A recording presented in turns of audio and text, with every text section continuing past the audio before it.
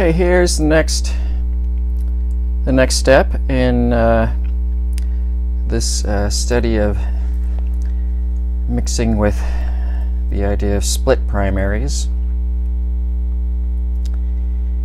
For my oranges, I want to use a warmer red and a warmer yellow, and for my greens, I want to use this lemony yellow, which is usually referred to as cool, and this greenish blue, which is, depending on who you're listening to, can either be described as warm or cool. I think of it as warm, but either way, it's sort of greenish and has yellow in it, so it sort of is wanting to get to green. That's basically the idea behind these the mixing aspect of this stuff. And just to say I said so, on the back side I'm going to be doing my mix of a cool red, pinkish cool red of quinacridone rose by M. Graham, and also don't look at that, ultramarine blue, which I'm going to call it my cool blue, even though half of the people in the world call it their warm blue. Anyways, we'll get to that later. So I'm going to start here because if you saw my last one, I felt like some of these second layers were seeming a little too watery, and it is tricky because the Hansa yellows in general are will only get so dark and not very dark at all. There's more there's a wider spectrum of things to try to figure out. I think there's still a little bit of green in there. Here I put a little bit of water in there, and I will just get the tip of a paper towel and sort of soak up some of that, so trying to get it as true to yellow as possible. That's yeah, hopefully that shows up in the video. That color is just pretty different from that. There's still some green in there, but either way, there might still be, but either way I'm going to make a third layer here for the just the Hansa Yellow swatch. Oh, and I'm using this brush too that's a little bit different than the silver brush, the Black Velvets by Silver Brush. I like those, but sometimes they're a little too pointy. It's nice to have brushes that come to a point when you really want them to, but these are kind of cool in that they're sort of mop-like and not too pointy, which is nice sometimes. Let's see, I'll try to stay consistent in how I do my technique. So with the extra color, I want to get rid of that so it doesn't create a background. So this next one, that is the yellow green. I'm going to go back and do this second layer with a little bit pretty similar to the first one, but it will add up to be a little bit stronger.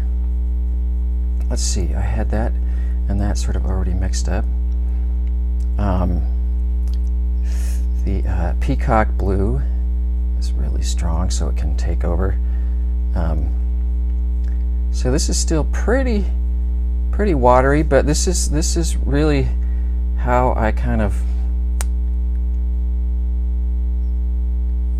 will try to get a little bit more control of my values and saturation levels. It's easier to build up and add something in watercolor than it is to scrub it out and make it lighter.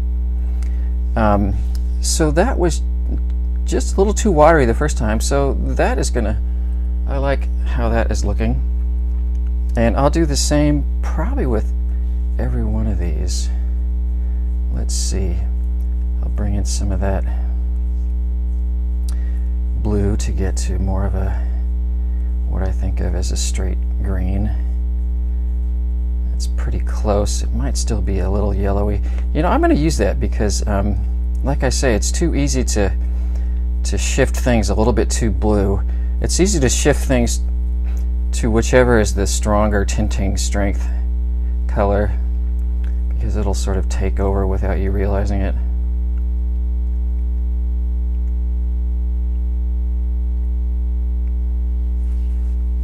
Here, I'm not tipping. You should tip it, Farron.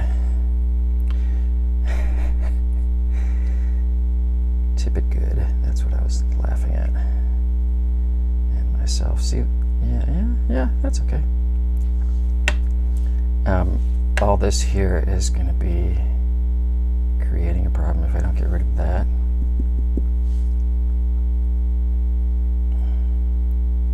And that as well. Drying off the brush. Heck, that too.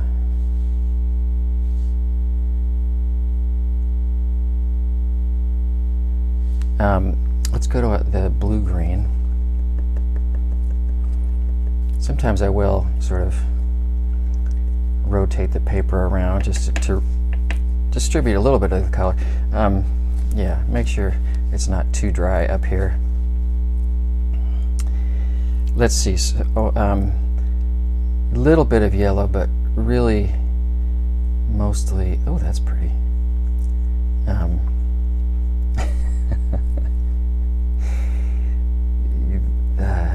Blue, yes. And let's see. I don't want to go too dark on the second layer because I still want to give myself plenty of place to, plenty of room to go dark.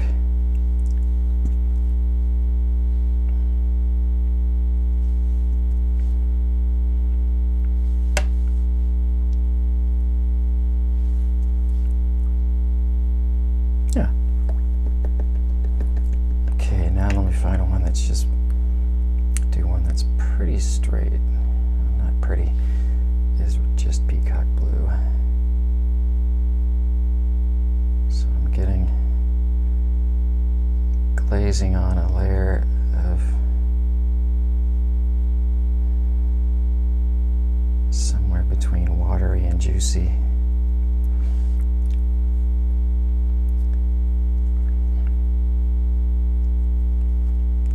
Oops. Oh well.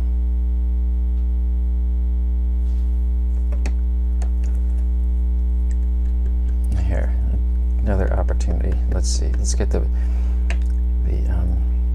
color out of the brush. Bring in, sort of try to flood that out with water.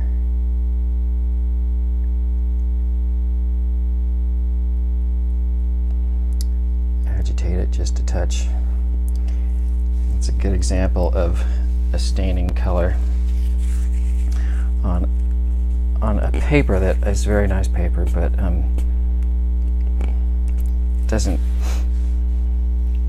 doesn't like to let color go as much as even nicer paper will both accept paint in beautiful ways as well as release it. Let's see. I'm going to let you guys dry. And we could come back. I mean, if that was sort of a significant thing in a significant spot, we could come back and scrub a little harder. And if it still didn't work, we could put white paint on top. So there's a lot of little solutions. So don't let something like that bum you out too much. My waters that I have are really not that clean. This one water has too much green in it because I've been using it to mix my greens. I don't know if that's showing up very well, but as we know that green and red are Christmas colors as well as complementary colors. So if I start using that greenish water to mix my reds, it's going to dull everything out, because complements dull everything out, and this water is that's just dirty. So I'm going to pause and go get some clean water. Back in a bit.